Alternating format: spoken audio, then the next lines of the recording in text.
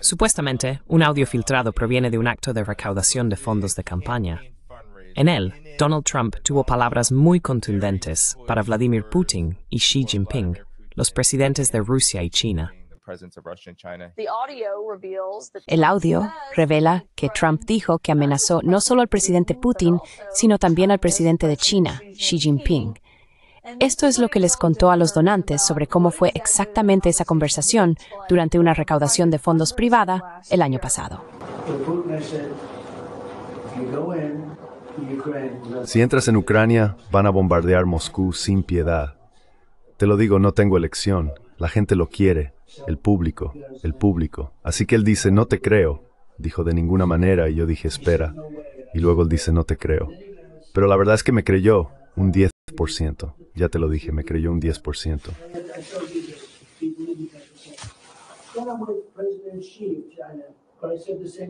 Durante el periodo más reciente, señores, ha estado intercambiando palabras contundentes con Vladimir Putin, especialmente a medida que la situación se intensifica en Ucrania.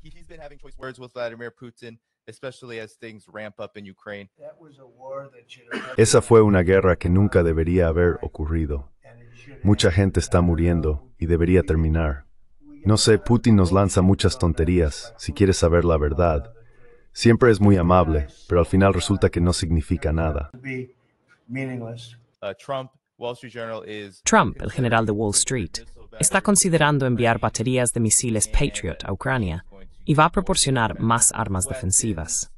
Esto ocurre después de un ataque masivo por parte de Rusia, en el que se utilizaron más de 700 drones.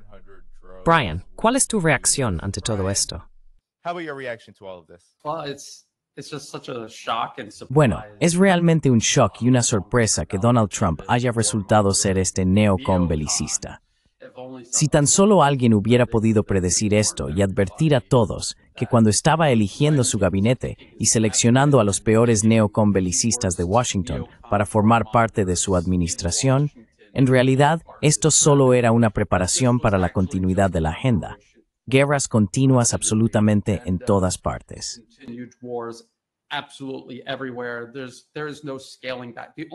No hay ninguna reducción. La única reducción que está ocurriendo es porque Estados Unidos literalmente se está quedando sin armas para librar guerras por todo el planeta. Así que no creo que sea un deepfake. No creo que sea una noticia falsa que el presidente Trump haya dicho estas cosas. De hecho, prácticamente dice estas cosas en público de todos modos. Siempre ha dicho estas cosas en público. Pero el problema es que mucha gente que inicialmente apoyó, o incluso por alguna razón todavía apoya, al presidente Trump está practicando una escucha selectiva. No están escuchando todo lo que dice, solo eligen y seleccionan las cosas que quieren oír.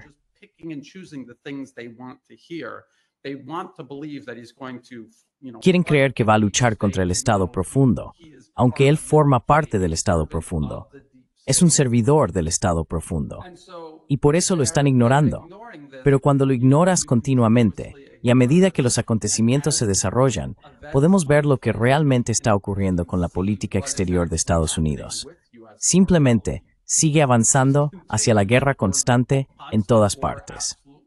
Así que, ¿por qué alguien se sorprende de que haga estos comentarios, ya sean pasados, presentes o futuros? No entiendo por qué alguien se sorprende. Parte de esto también son las acciones que respaldan las palabras. No solo es que Donald Trump diga estas cosas, sino que están respaldadas por políticas reales. Al principio es, vamos a cortar el suministro de armas. Y de repente, las armas vuelven a enviarse. Y el conflicto en Ucrania, desde que Donald Trump asumió el cargo, no ha cambiado en absoluto. Tengo edad suficiente para recordar cuando Trump dijo que pondría fin a la guerra de Ucrania en 24 horas tras ser elegido. ¿Alguien más se acuerda de eso? Pero Trump siempre ha sido así. También creo que el audio probablemente sea auténtico. Probablemente dijo que tuvo esas conversaciones con Xi y Putin. Pero si realmente tuvo esas conversaciones con Putin, o Xi sigue siendo una incógnita. Pero si las tuvo, no me sorprendería. Básicamente, eso encaja muy bien con la personalidad de Trump.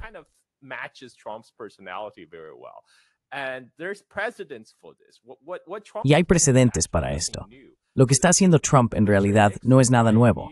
Richard Nixon fue el pionero de la llamada teoría del loco.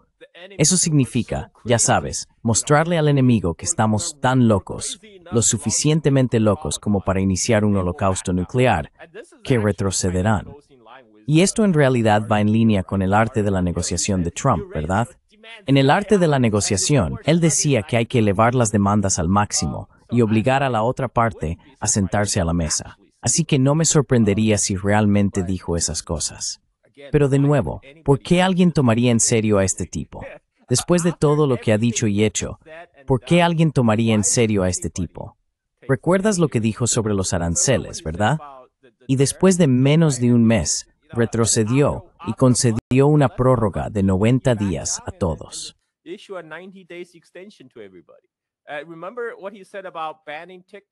¿Recuerdas lo que dijo sobre prohibir TikTok?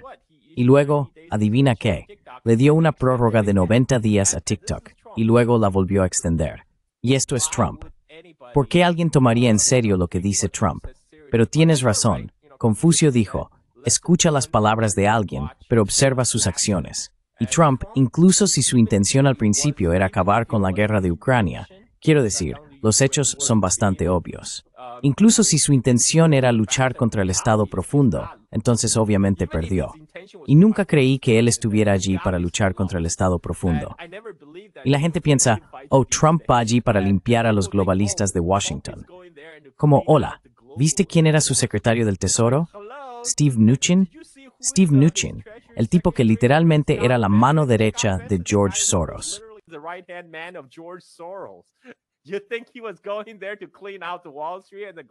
¿De verdad crees que él iba allí para limpiar Wall Street y a los globalistas? Vamos, por favor. Hay una inercia institucional que hace que la OTAN siga manteniéndose firme en Ucrania. Y existen razones institucionales por las que Estados Unidos sigue viéndose envuelto en Oriente Medio. Aunque creo que hay una facción dentro del aparato de seguridad nacional estadounidense que sí quiere recortar sus pérdidas en Ucrania y Oriente Medio para poder girar hacia China y librar la verdadera gran guerra civilizacional contra China. Pero eso no creo que esté ocurriendo, porque seguimos con el plan de guerra en 3 frentes, como dijo el cofundador de Palantir, Alex Karp. Y él dijo que sí, que podemos luchar en una guerra en 3 frentes contra Rusia, Irán y China al mismo tiempo. Así que sí, lamentablemente, seguimos en ese camino de guerra tan loco.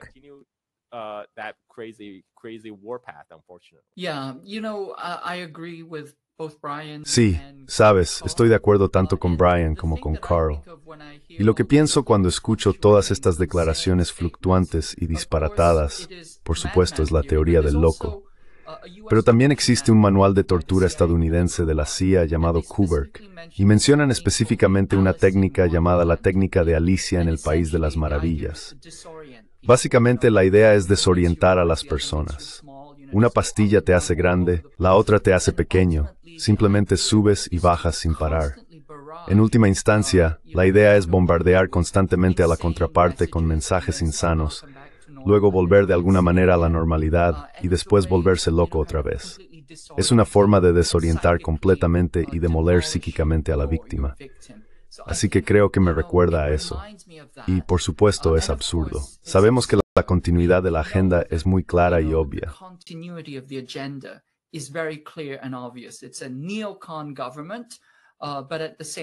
Es un gobierno neoconservador, pero al mismo tiempo hay personas que han caído en esta fina capa de consignas y propaganda.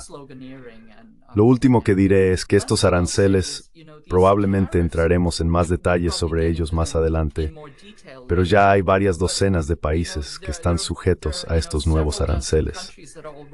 Y en realidad me preocupan los países que no están en la lista de aranceles, porque parece que cada conjunto de aranceles es más alto que el anterior.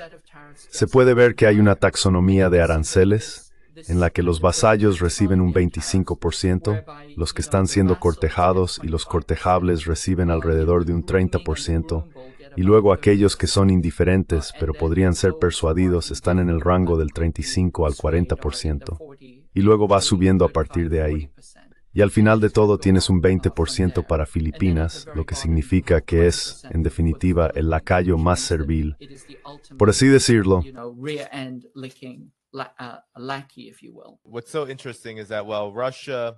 Lo interesante es que, mientras Rusia, bueno, ya sabes, China, por supuesto, aún no ha comentado estas palabras. Rusia, a través de Dmitry Peskov, ha dicho que estos comentarios no afectan a Rusia porque no está claro si pueden ser verificados. Pero también está bastante claro. Vladimir Putin le dijo a Donald Trump, de hecho en una llamada telefónica, lo que sí podemos verificar es que Rusia iba a seguir abordando las causas fundamentales del conflicto hasta que se resolvieran. Y esto es a lo que Donald Trump estaba reaccionando. Un ataque masivo de drones sobre Ucrania. Parece que estos ataques están ocurriendo con más frecuencia y mayor intensidad. Unos 728, según informan los principales medios occidentales, en una sola noche.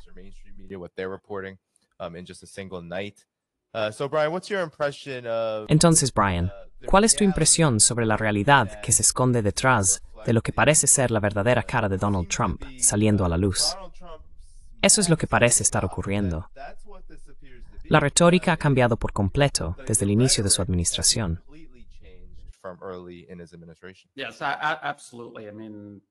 Sí, absolutamente. Quiero decir, para quienes estaban prestando mucha atención, era obvio desde el principio que siempre fue una máscara muy mal hecha. Y como dijo Keia, es una capa muy fina de consignas. Esto es para un público que quiere creerlo, no porque sea creíble, sino simplemente porque están tan desesperados por un cambio que están dispuestos a creer cualquier cosa.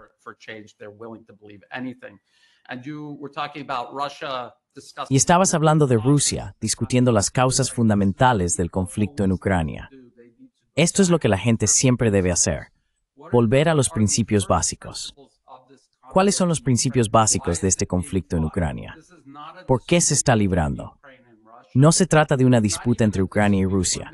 Ni siquiera es una disputa o un malentendido entre Estados Unidos y Rusia.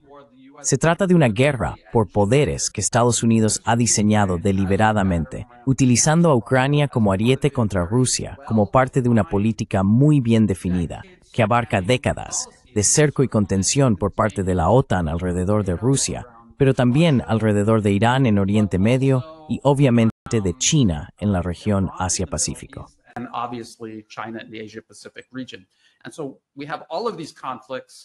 Así que tenemos todos estos conflictos, interferencias políticas, coerción política y control por parte de Estados Unidos que se extienden por toda Eurasia y evidentemente mucho más allá de Eurasia. ¿Y todo esto para qué?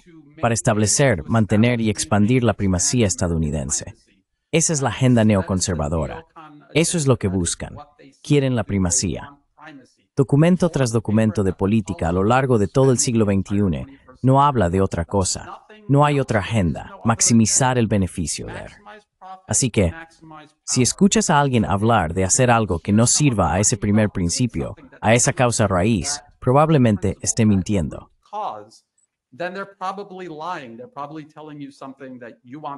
Probablemente te están diciendo algo que quieres oír para, como dice Kat No, confundir a la gente, desestabilizarlos.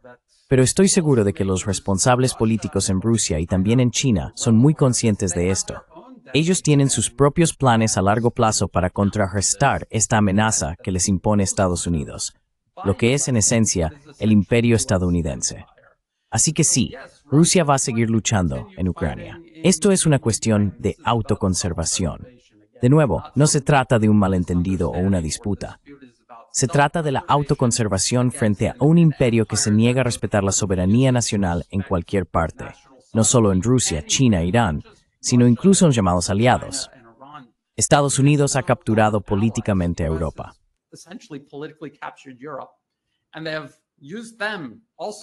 Y también los han utilizado como ariete junto a Ucrania, pero en una capacidad diferente, en última instancia, a expensas de Europa y en beneficio de Washington.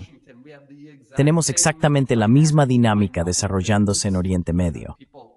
La gente discutirá esto conmigo, pero yo sostengo que los verdaderos intereses de Israel no se ven favorecidos estando en guerra constante con absolutamente todos sus vecinos, con una sociedad fuertemente militarizada. Tampoco ninguna de estas naciones políticamente subordinadas a Estados Unidos en la región Asia-Pacífico, Japón, Corea del Sur, alcanza nunca su pleno potencial porque están supeditadas a Estados Unidos. Y obviamente, Filipinas nunca tuvo la oportunidad de desarrollarse.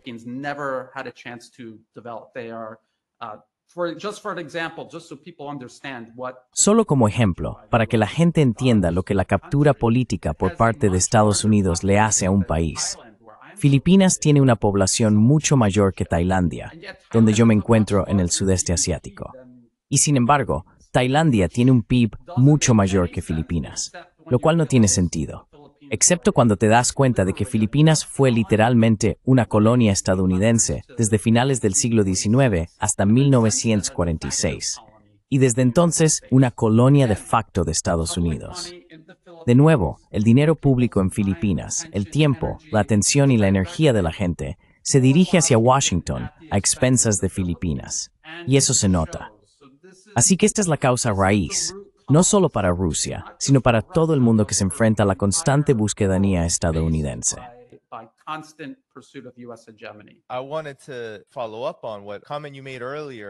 Quería retomar el comentario que hiciste antes sobre que Estados Unidos está realmente atrapado en una guerra en tres frentes, algo que el fundador de Palantir, Alex Karp, ha comentado públicamente con tanto orgullo en los principales medios occidentales.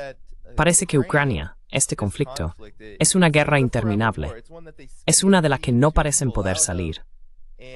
Y no importa lo que Donald Trump haya dicho retóricamente en este momento, porque todas las acciones han sido de escalada. ¿Qué opinas sobre esto? ¿Por qué Estados Unidos no parece capaz de cambiar de rumbo como tanto espera? Porque Brian también acaba de escribir un artículo en el que habla de cómo Estados Unidos sigue siendo muy peligroso a pesar de las limitaciones en su capacidad productiva militar, y al mismo tiempo sigue volcando todo lo que le queda en estos conflictos.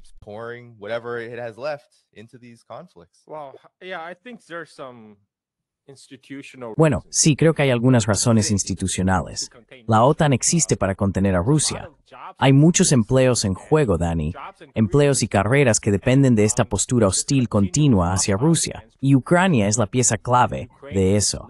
Ahora, por supuesto, la administración Trump, y creo que una parte significativa de su gabinete, quería girar hacia China, hacia Asia, pero aún piensan que pueden. Lo que probablemente quieren hacer es mantener Ucrania como un conflicto congelado, similar a lo que ocurrió después de la firma del Acuerdo de Minsk.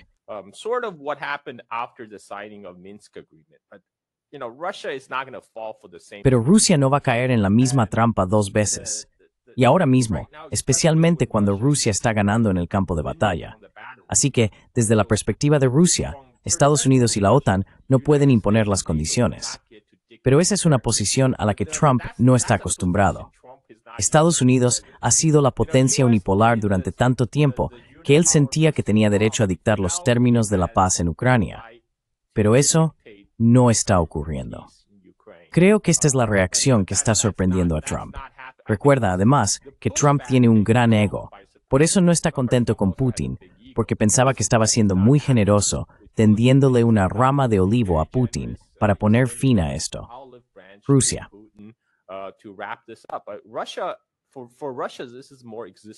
Para Rusia, este es un asunto mucho más existencial.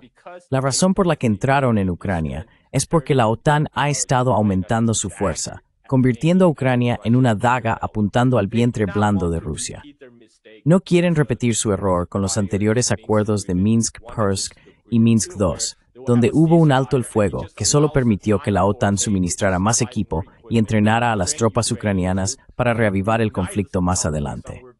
No, Rusia quiere resolver esto. Quieren asegurarse de que hay una neutralidad permanente en Ucrania, que no hay OTAN, y quieren garantías que no habrá tropas de la OTAN en suelo ucraniano.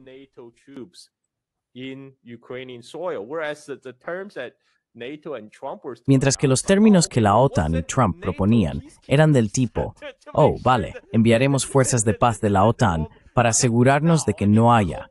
No, quiero decir, el objetivo principal de que Rusia lanzara una operación militar especial es que no haya tropas de la OTAN, ninguna tropa de la OTAN en Ucrania. Así que creo que este es un conflicto fundamental. Por eso, Estados Unidos es incapaz de resolver el conflicto de Ucrania en sus propios términos, porque no puede. Rusia está ganando en el campo de batalla. Rusia llevará esto a una conclusión en sus propios términos, y Estados Unidos aún no ha aceptado ese hecho. En cuanto a Irán, todos sabemos que Israel tiene una influencia desproporcionada en la política estadounidense.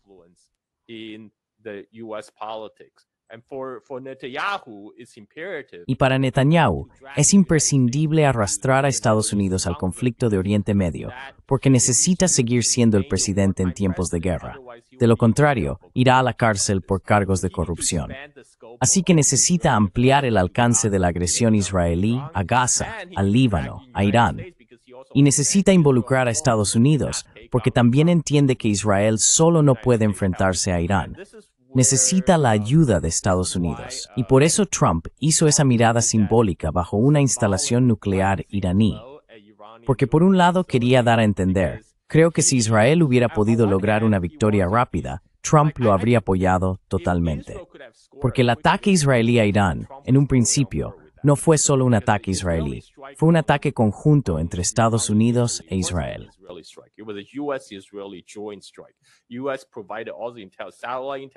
Estados Unidos proporcionó toda la inteligencia satelital y el reabastecimiento en vuelo para los F-35 israelíes.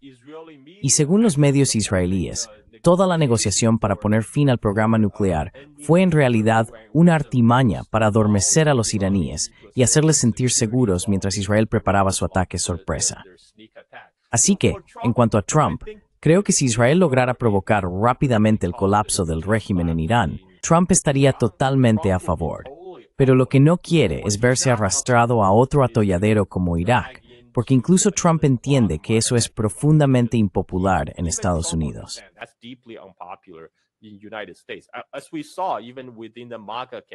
Como vimos, incluso dentro del campo MAGA, muchas personas estaban en contra de que Trump muriera por Israel, y por eso pensó que podría hilar fino lanzando un ataque simbólico contra Irán, pero avisando a Irán con varios días de antelación. Vale, vamos a atacar, pero por favor no respondáis. Tenemos que hacer esto, pero no respondáis. De este modo se quita un poco la presión del lobby israelí y dice, oye, yo he cumplido. He apoyado a Israel. He destruido la instalación nuclear de Irán. Ahora dadme un premio Nobel de la Paz. Y porque Estados Unidos en este momento, ni siquiera creo que Estados Unidos tenga la capacidad de lanzar una invasión terrestre, porque eso es lo que se necesita para lograr un cambio de régimen en Irán.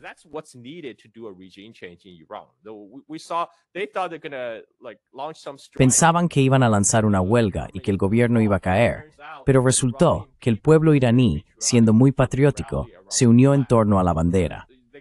Así que no pudieron hacer lo que la OTAN hizo en Libia, donde cuando empezaron los bombardeos de la OTAN, simplemente encontraron una oposición para marchar sobre la capital.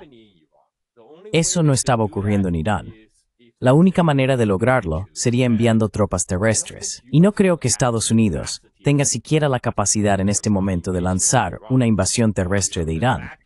Porque en 2003 trasladaron 170,000 soldados al Golfo para iniciar la invasión de Irak. Hoy en día, no creo que Estados Unidos tenga siquiera la capacidad de enviar 170,000 soldados a Oriente Medio con poca antelación.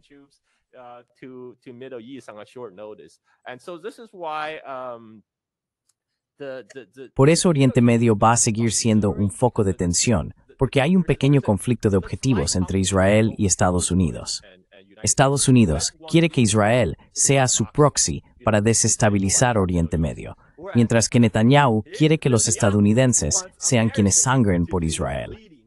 Así que creo que por eso Estados Unidos seguirá estando involucrado en Oriente Medio. Pero no creo que haya ninguna posibilidad de una guerra a gran escala entre Estados Unidos e Irán, lo que nos lleva de nuevo a China. Nunca van a girar hacia Asia. Nunca van a girar hacia China, a pesar de la retórica. Siguen diciendo que tenemos que redirigir nuestros recursos al Pacífico Occidental desde China. Pero si uno observa lo que realmente ocurre sobre el terreno, al contrario de su retórica, en realidad están retrocediendo.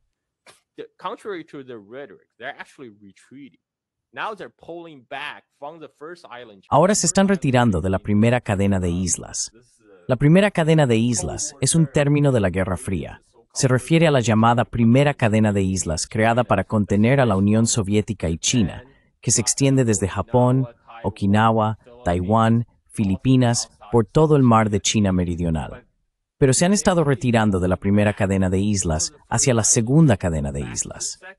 Ahora están intentando reforzar su control sobre Guam como base avanzada.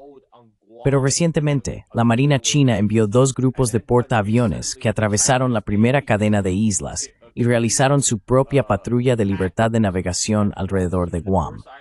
Así que ahora incluso la segunda cadena de islas parece inestable para Estados Unidos. Así que no creo que como pueda girar hacia Asia. Simplemente por como el imperio es su esmombres en territorio franco. Uno de los enfoques, o quizás el enfoque principal, de la administración Trump es casi como un ejercicio de creación de marca. Porque Brian expone el engaño, Carl expone, el engaño queda bastante claro por parte de todos vosotros. Pero la dirección real parece ser casi una esperanza equivocada de que Vladimir Putin simplemente se detendría y pausaría este conflicto. Que si va a haber algún tipo de guerra cinética en Asia Occidental, más allá de lo que ya está ocurriendo con el genocidio, etc., Israel se encargaría de todo. Mientras tanto, Israel está diciendo, ayuda, ayuda, ayuda, dadnos todo lo que necesitamos para bombardear Irán para que China pueda ser más el centro de atención.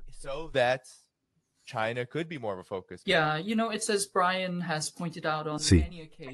Como Brian ha señalado en muchas ocasiones, existe toda esta idea de la secuenciación estratégica y la división del trabajo, que claramente no está funcionando según lo previsto. Pero como dijo Mike Tyson, todo el mundo tiene un plan hasta que recibe un golpe en la mandíbula, ¿verdad? Y entonces todos los planes se vienen abajo. Creo que lo importante a recordar es que, en última instancia, el objetivo es y siempre ha sido China. Si lo piensas como una especie de comida de 3 platos, ha habido una pregunta en numerosas administraciones. Sabemos que el objetivo final es China. China es el plato principal. Pero había una cuestión sobre la secuenciación. ¿Derribamos primero a China y luego vamos a por Rusia como postre? ¿O eliminamos a Rusia como entrante, luego vamos a por China y después rematamos con Irán como postre, etc.?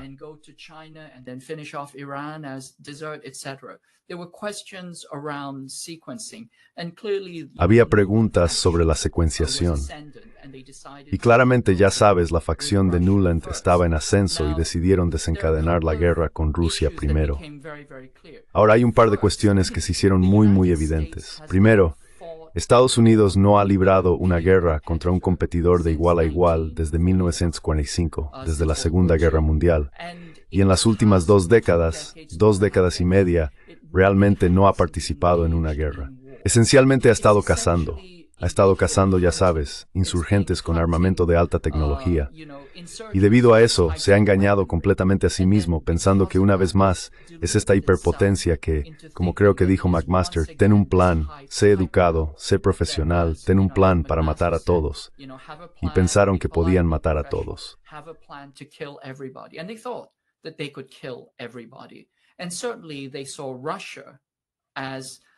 Y ciertamente veían a Rusia como decían, una gasolinera con armas nucleares que simplemente eliminarían. Esto era solo el aperitivo, por supuesto, antes de pasar al plato principal. Y por supuesto, pensaron que la debilitarían y ablandarían con una guerra económica que convertiría el rublo en escombros. Bueno, eso no les salió tan bien, así que calcularon mal en todos estos frentes. Y ahora, al darse cuenta de ello, intentan recoger los pedazos y reorientarse.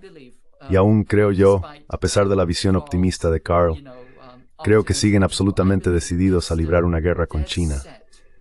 Y también saben que el tiempo juega en su contra, porque cada año que retrasan la guerra, China se fortalece y Estados Unidos simplemente se vacía cada vez más.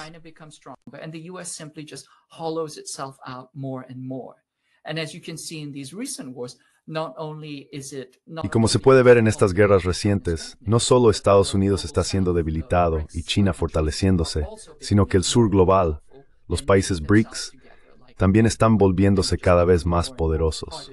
Se están uniendo entre sí como en un tablero de Go, y cada vez son más difíciles de resistir, de derribar simplemente. Y también podemos ver desafíos muy concretos a la tecnología militar estadounidense. Por ejemplo, si miramos a Estados Unidos, tuvo el mayor enfrentamiento con misiles Patriot de su historia militar durante la crisis de misiles de Irán. Trasladaron baterías de misiles THAAD a Israel. Estaban utilizando, ¿qué era? SM-3, SM-6, THAAD, baterías de misiles Patriot, cúpula de hierro, onda de David, todo lo que tenían. Lo usaron todo, y esencialmente fueron pulverizados.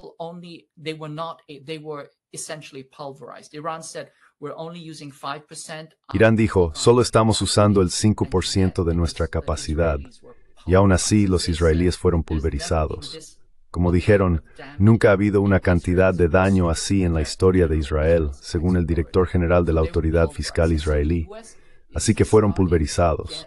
Y ahora Estados Unidos está empezando a recibir una dosis de realidad, lo que significa participar en una guerra real, en lugar de perseguir insurgentes en camionetas Toyota que antes eran pastores de ovejas. Así que creo que hay un verdadero despertar. Pero creo que todavía están profundamente arraigados, profundamente comprometidos con atacar a China y aún muy convencidos de la idea de que son la potencia suprema. Es como dije antes, es la falacia del oso grizzly. El 6% de los estadounidenses cree que puede atacar y luchar contra un oso grizzly con manos desnudas y derribarlo.